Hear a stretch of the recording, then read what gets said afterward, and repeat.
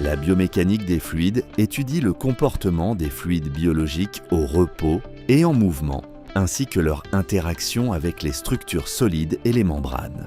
D'un point de vue macroscopique, un fluide est considéré comme un milieu continu caractérisé par des propriétés telles que la densité, la viscosité et la tension superficielle, tandis qu'à l'échelle microscopique, il est composé de molécules mobiles.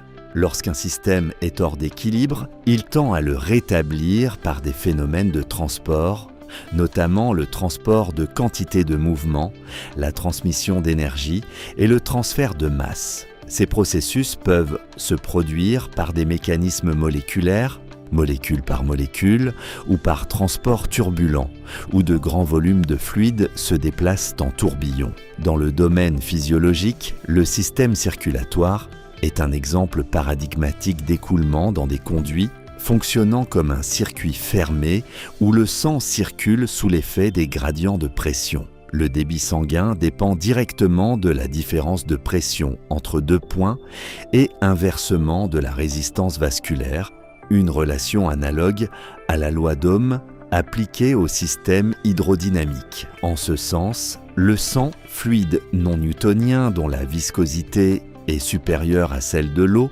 circule avec une faible résistance dans les gros vaisseaux et avec plus de difficultés dans les artérioles et les capillaires où le diamètre réduit accroît la friction. De manière générale, la biomécanique des fluides intègre les principes physiques du transport et de la dynamique à la physiologie cardiovasculaire, offrant ainsi un cadre rigoureux pour la compréhension de la circulation et du comportement des fluides dans le corps humain.